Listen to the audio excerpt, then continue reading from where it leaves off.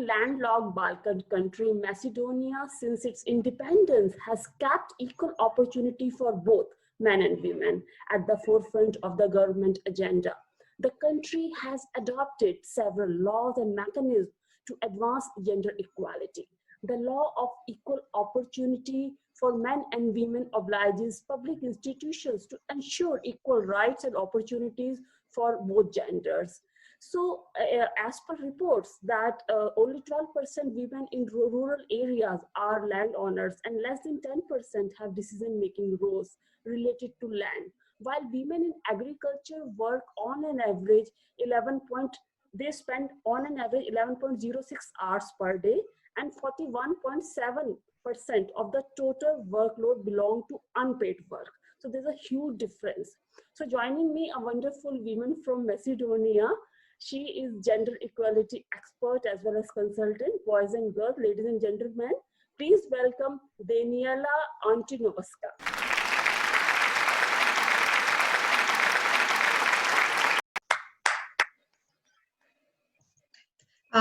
Thank you very much. Good afternoon, and really it's my pleasure to be your guest today.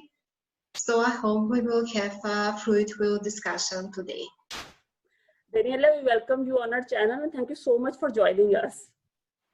Thank you, you too, for so, the invitation. Daniela, I was looking at your profile and I understood about your interest in gender studies, and it looks like that from very beginning of your life, you made your mind that you want to do something in this direction because you did post-graduation in gender studies and you are possessing some 20 years of experience working with NGOs on gender issues in national and international organizations. So this is definitely going to be my first question about, the factors that led you or that drove you to get into this field to do something for humanity. Yes, exactly. As I said, I understood women's rights and gender equality as a part of one huge and global agenda of humanity and human rights. When I started, it was around 1999-2000, when I was involved in one of the first NGO working on women's rights in the country. And even that, in that time, I realized that we can't do anything if we act as one single woman, that we can make a lot of things better if we are organized like that in an organized form such as NGO, or if we act as a collective, as a group. Mm-hmm. In that time, women were struggling a lot of different issues. I have to say that the situation in these past 12 years is gradually improving, but women are still lag behind men in a lot of areas. So later on in 2001, Macedonia as a country faced an armed conflict that luckily lasted for 6 months. But among the persons who were internally displaced, the majority of them were women and children. So I was included in that way in helping to these women and children, providing them with hygiene package, with food packages. So in that time we showed that only in global action, in global solidarity with all the other women from different areas in the country, with women affected from armed conflict in that time, that we could achieve improvements, that we as women are not only passive observers of the situation and of the things in the country, but we could also take the initiatives in our hands, and that we could be an agent of positive changes, an agent of transformation of the society. So that's how I was involved in field works directly on the terrain with a lot of different communities and groups of women, with Roma women, rural women, single mothers. And later on, I enrolled my master degree in gender studies, and that's how I started to combine actually my practical work and practical experience with the academic field.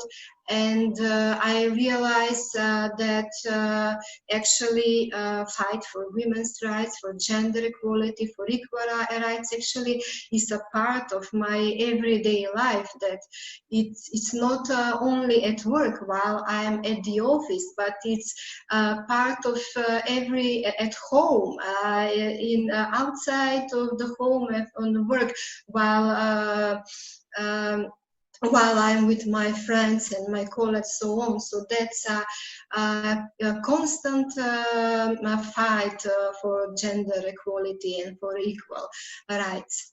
Right, right. And, you know, I also learned that in last few years, you have worked on some projects on gender mainstreaming, rural and agricultural development. So can you throw some more light on it? Yes, actually, in the last few years, I'm doing a lot of works in rural areas in the country with rural women and with women who are active in agricultural sector. And I have to say that unfortunately, the situation is not so bright in the rural areas. All through, according to some statistic, 45% of the population in the country is living in rural areas, and due to the migration abroad and the internal migration from villages to cities, mainly women and older women are staying in the villages in these rural areas. And they are facing a lot of obstacles. First of all, they have to work on the field, working in agriculture. Then they are overburdened working at home, working with their children. Now, particularly in this time of COVID-19, they have to stay at home to help their children to finish their online school obligation. Also, then if they have some elderly member in the family, they are taking care of the elderly, taking care of the sick. If they have some person with disability. And on the other hand, they have, let me say, less resources in their hands compared to male. Because we are still living, and the society is still traditional and patriarchal. We still have some pattern of behavior where tradition and patriarchy prevails, and men have land and resources on their name. Women, as you said, you already mentioned previously that there is only a small percent of women who have land on their name. Yes, and on the other hand, that is an obstacle for them to apply for national funds for agriculture, for European funds that are available for agriculture. Then also in rural areas in the country, there are less health centers, less ambulance, less schools, and if there are schools, then they are in a very poor conditions. Yes, and sometimes some mothers are afraid to let their children to go to school because toilets, for example, I have seen with my own eyes, are ruined, are totally destroyed. The schools as well. So we are in our work with rural women, we are striving to enhance, to increase their capacities for advocacy and for lobbying in front of the local and national authorities also, for their main issues, for their needs, for their problems. At the same time, we are providing them with trainings and education. Some are very let me say, vocational trainings, very specific for the agricultural work, and some trainings are directed towards increasing their capacities in communication skills, advocacy, lobbying, organization management, and leadership skills, increasing their capacities in that part. I think that the situation is improving, but we still have a lot of things to do in front of us. Right, right. So, so definitely, as you have been discussing about so many issues, which are key issues in Macedonia, which are related to gender, inequality, or women who are broadly facing these issues. At the same time, I would love to understand if you think there is any issue which is under addressed. Is there any issue which you feel is under addressed? Well, I think that last few years, I wouldn't say that it's not addressed. It is addressed, but it's not sufficiently, let me say, addressed. It's gender-based violence. Recently, a few months ago, we had increase in the cases of domestic and gender-based violence. We still have to work on a changing mindset, changing awareness in people, particularly in men and in younger men and in boys, that violence, any kind of violence, is not acceptable behavior, that we have to have zero tolerance towards violence. And also there is a problem with functioning of the institutions, because some cases of the violence were previously reported at institutional level, but they were not properly or addressed on time, and they unfortunately finish with femicide. So we need institutions to be more responsive, to act properly, to act very quickly. Then we have to work with the perpetrators also very much. And recently, besides gender-based violence, there are also sexual harassment online. Online is increasing, particularly on young girls and young women. They were disposed and attacked on Facebook and on other social media. And this is also a problem, particularly for the young generation, because they are, let me say, attacked by older men, and this is not a good, proper model for younger generation of boys and men. Yes. Also, the one issue which is, let me say, not addressed. It's addressed, but not enough, because the state is is in that situation in which it is, because we are a state of 2 million people where the unemployment is very high. So we have a very high rate of unemployment, particularly of unemployment of young people who are living and migrating in other European countries. The poverty is a very huge problem, particularly not the one which is, let me say, relative poverty, when you can have income few months and a year, but there are a lot of people who are living in extreme poverty, below the poverty line, and with this problem are particularly affected single mothers, then Roma community, also women from rural areas, and young people. Generation. But this is a problem that has to be institutionally solved and institutionally addressed. We can provide people with strengthening their NGOs, strengthening their skills in finding jobs, applying job, in education and trainings for certain profession. But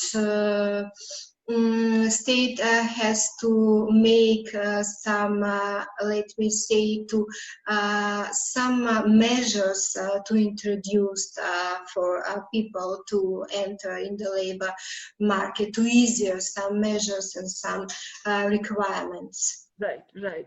And I also learned about you that besides gender mainstreaming on in rural and agricultural development, you have also been working with minorities and improving the condition, who are falling in this section. And you are working with them and working on their problems, what they have been facing. So can you let us know a little bit more about your role and what are the challenges that they have been facing as minorities? Yes, as you mentioned, I'm working a lot with minorities in the country, particularly with Roma community, and among them mainly with Roma women, Roma girls. I have to say that they are facing not double but multiply discrimination. First of all, discrimination of being women, then discrimination on the ground of their ethnicity, being Roma, and then discrimination on the base of their skin color. We are facing racism as well, because those Roma women and girls who are, let me say, have pale skin color, they have more possibilities to enter the labor market compared to the one who have a darker face color. Also, they are mainly employed in informal gray economy, mainly as street vendors, then housekeepers, cleaners in the houses, and so on. So we are providing them with vocational, educational trainings to enable them economically to be empowerment. Then we are helping them in social entrepreneurship, strengthening their skills in that part, to at least to be capable to open their own businesses, for example, hairdressing, tailoring, then some social entrepreneurship related to housekeeping and cleaning in the houses. So that's how we help them. Also, there is a problem with domestic and gender-based violence, because in Roma community they accepted this as a normal way of behavior, and as a part of their normal life. Also, early and child marriages are still present among Roma communities. There are, yes, a lot of cases of Roma girls who are in marriage and are 15 or 16 or 17 years old, and that's a problem, because this is not in a in collision with the UN Convention for the Child. Yes. You know, so we are having campaigns for raising awareness about early and child marriages, about domestic and gender-based violence, and it's very important to raise the awareness in young Roma generation about these problems, and we are using, I have to say that we also have very positive role models of Roma women who are highly educated, very well integrated in the society, but these are, it's a very small percent of women and girls, but we are using them as a positive role models for the whole Roma community in the country. Wonderful, wonderful. And what message would you love to give to all women viewers during COVID times or Corona times? Well, unfortunately, COVID-19 is a problem, it's a global pandemic that concerns all of us. We are all of us together in this fight against the coronavirus, and we know I hope that you will agree with me too, that corona pandemic actually affects different groups of people, different categories differently, that it mostly affected those who are most marginalized and most vulnerable, those who are poor, who are living in poverty because they do not have, let me say, opportunities for social distances. They are living in overcrowded households and families. They do not have access towards clean water and sanitation for hygiene. They do not have enough income for disinfectants, to buy disinfectants, and so on. So we have to be solidar, we have to act together, and this is the time when our humanity is testing. First of all, our individual humanity, and then our collective humanity. We have to hold our hands together to help to each others. And also we have to keep an eye on our mental health, because I think that in this time of pandemic, our mental and our psychological health is the most affected, because we spend so much time in lockdown, in quarantine, some of us, and that doesn't mean that we can continue with our social ability, with our but we can do that via social media, via online, via telephone, even via Viber using, because otherwise we could be easily, our mental health could be easily affected. So what we need is to stay together, to be solidar, and to join our forces. Thank you so much for such a lovely message and having a wonderful, insightful conversation with us, sharing your perspective. We wish you all the very best for your all future projects and endeavors, Daniela. And again, thank you so much for your time and for being with us.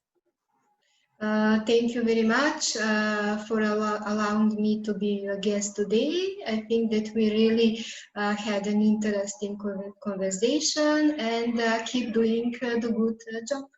Sure. Thank you so much. Thank you guys for watching. Take care.